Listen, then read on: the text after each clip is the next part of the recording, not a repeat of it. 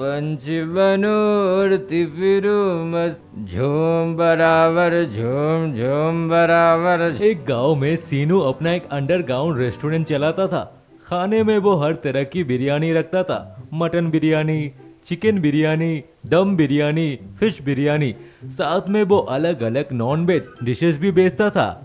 उसने अपने रेस्टोरेंट में लाइट्स, सोफा, एसी सब लगाया था, लेकिन फिर भी उसके अंडरग्राउंड रेस्टोरेंट में कोई नहीं आता था।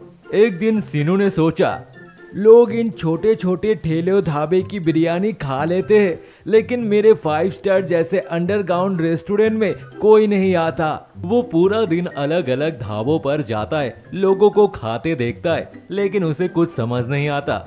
आखिर में वो अपने घर आता है। उसको उदास देख उसके पापा प्रेमलाल पूछते हैं, क्या हुआ बेटा, इतने उदास हो और इतने थके हुए लग रहे? पापा, मैंने इतना अच्छा रेस्टोरेंट खोला है, इतनी अच्छी डिशेस बेचता हूँ, फिर भी मेरे रेस्टोरेंट पे कोई खाने नहीं आता। क्योंकि तू सबसे मजेदार चीज नहीं बेचता, उसके बिना बिरयानी का क्या मजा। क्या पापा? दारू मेरे बच्चे, दारू। सब बाहर खाने इसलिए जाते क्योंकि उन्हें घर पे ये मजा मस्ती नहीं मिल सकता। अगले दिन सीनू अपने रेस्टोरेंट में दारू की बोतल्स लेके आता है। रामू, आज से हम बिरयानी के साथ साथ दारू भी बेचेंगे। साहब, मेरे पास इससे भी अच्छा आइडिया है, क्यों ना हम बिरयानी ही दारू में बनाए। इससे हम बिरयानी का दाम डबल कर देंगे और हमारी बिरयानी सबसे अलग होगी। सही कह रहे हो तुम।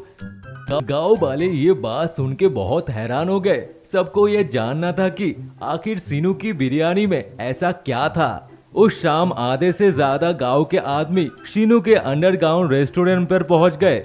और भाई सीनू, सुना है जादुई बिरयानी बेच रहे हो, ऐसा क्या डाल रहे हो इसमें अमृत? वही समझ लो भैया, पहले खा के देखो फिर पता चल जाएगा। शीनू और रामू कढ़ाई में तेल के बदले दारू डाल के बिरयानी पकाते और सबको खिलाते। सारे गांव वाले मजे से वो बिरयानी खा रहे थे। सबको दारू का नशा चढ़ गया। वाह भाई सीनू, मजा आ गया। मुझे तो बहुत हल्का महसूस हो रहा है। ये तो सच में जादुई बिरयानी है।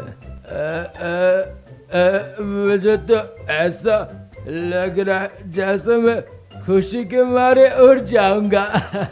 पंचवनूर्ति फिरू मस्त गगन में, ला ला ला ला ला। सीनू ये देखकर बहुत खुश होता है। अब पूरे गांव में ये बात फैल गई। गांव के सारे आदमी अब सीनू के रेस्टोरेंट जाते थे और सब नशे में झूमते हुए गांव में घूमते थे। कोई आदमी जोर जोर से गाना गाते हुए घर जाते थे। झूम बराबर झूम झूम बराबर झूम।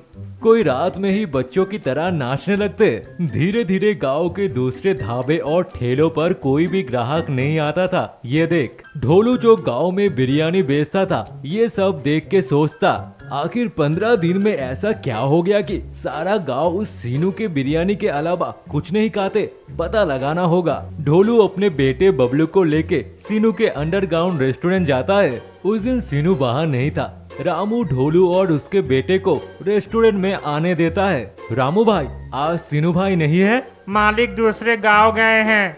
लाओ, मुझे और बबलू को भी तुम्हारी जादुई बिरयानी खिलाओ।